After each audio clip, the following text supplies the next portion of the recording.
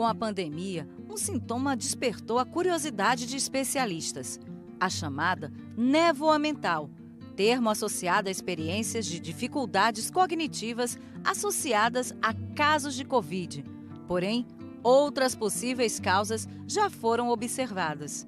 Falhas na memória, dificuldade para se concentrar, distrações, exaustão mental, dificuldade em fazer mais de uma coisa ao mesmo tempo, dor de cabeça, entre outros, são sintomas da névoa mental.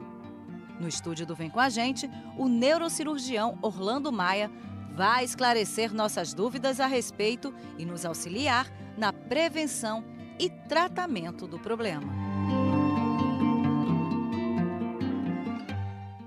Pois é, voltamos e a gente vai abrir esse bloco falando de névoa mental. Bom, eu já vivi névoa mental várias vezes, inclusive aqui no programa.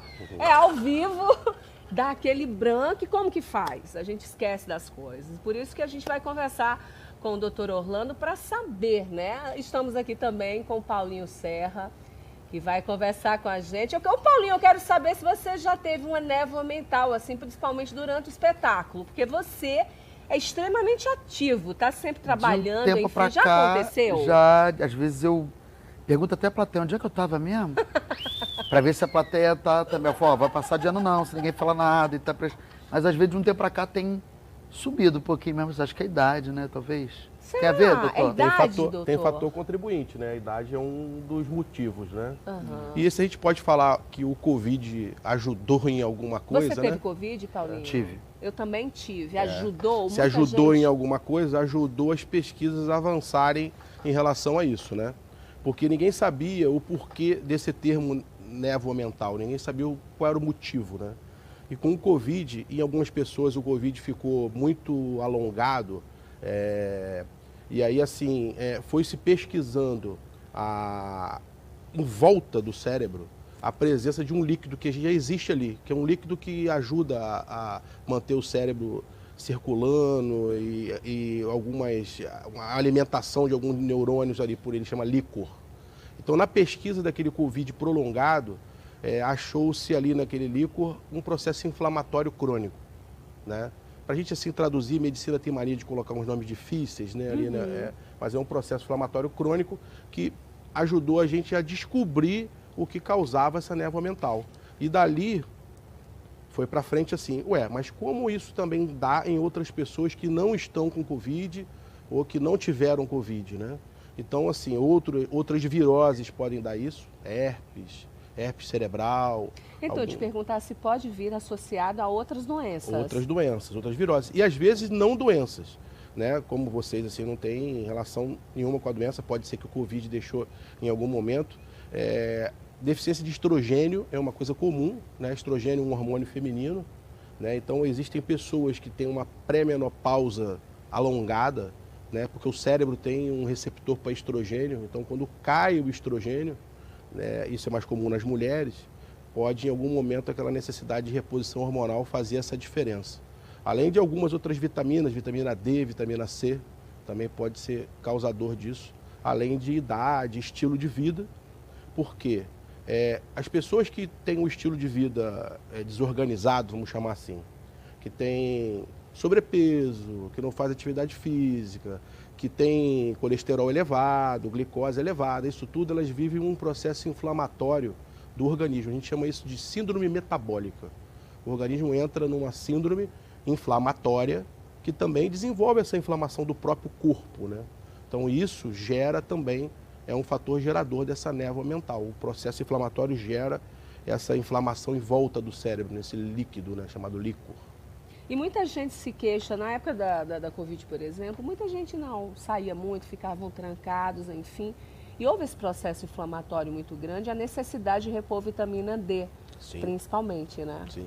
A vitamina D é uma das vitaminas mais importantes para a parte imunológica, junto com a vitamina C. A vitamina C a gente já sabia há muito tempo, né? A vitamina D vem aí recentemente ocupando esse também lugar nessa parte imunológica. Então a reposição em dose de vitamina C, para que elas estejam um pouquinho acima da nossa necessidade básica, elas ajudam muito o sistema imunológico. Então isso é importante. Agora, geralmente, quando a gente fala, né, desses lapsos de memória, né, essas falhas, enfim, a gente pensa sempre na idade, no estresse, né? Hoje, com essa situação, muita gente com burnout também, que muita gente não sabe, mas está com estafa mental muito grande, né? Então, mas em que ponto, doutor, você tem que ligar o sinal de alerta para saber que pode estar ligado a uma doença mais grave também? É que as pessoas costumam hoje tudo querer dizer que a pessoa está com Alzheimer, né? Alzheimer é uma doença, todo mundo conhece aí, a doença demencial mais conhecida.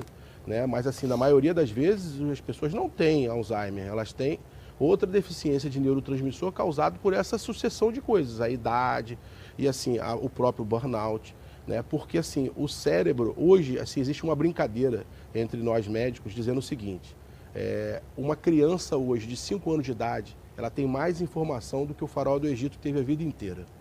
Porque a gente vive uma era do excesso de informação, tudo a gente está ligado.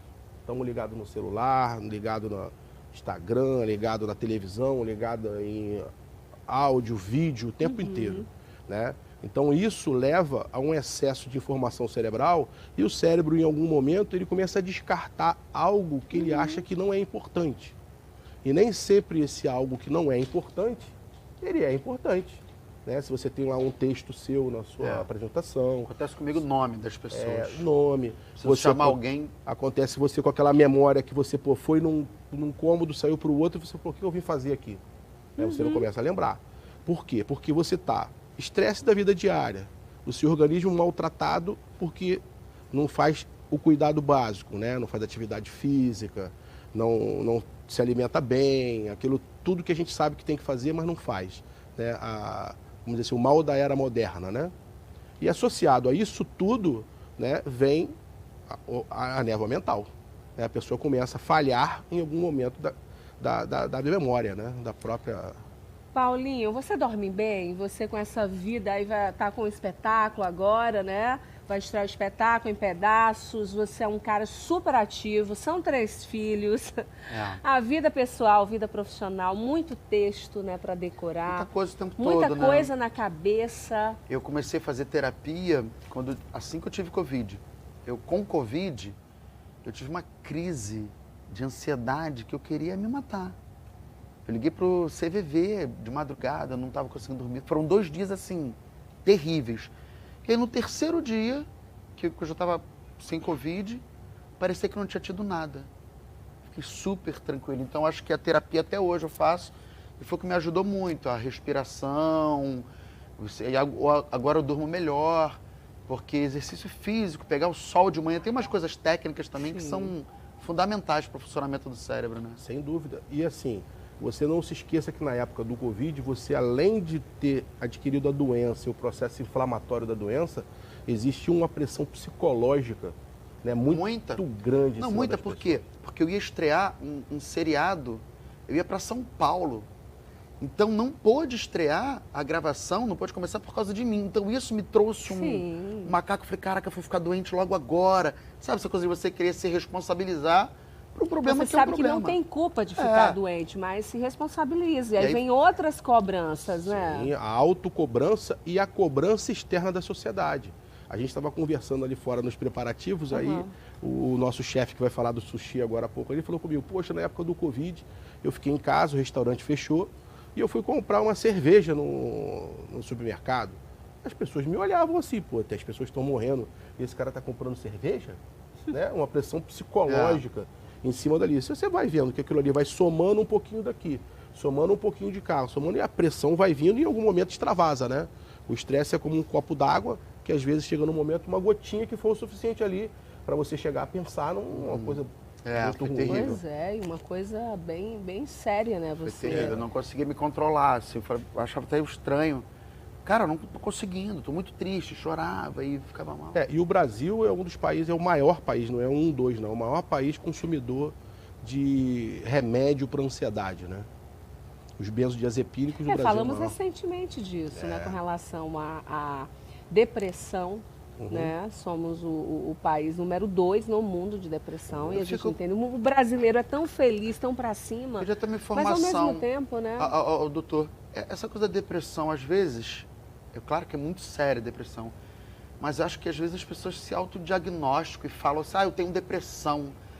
Cara, às vezes a pessoa também está triste. Está triste, exatamente. Tem gente que só está Paulinho. Tem que triste, saber posso diferenciar melhorar. de uma tristeza. Porque se quando você for medicar com um remédio de depressão... Pois é, por isso que se precisa de uma avaliação de um profissional, né? Isso é uma confusão muito comum. Não, eu vejo as pessoas falando, cara, eu tenho TDA, todo mundo médico.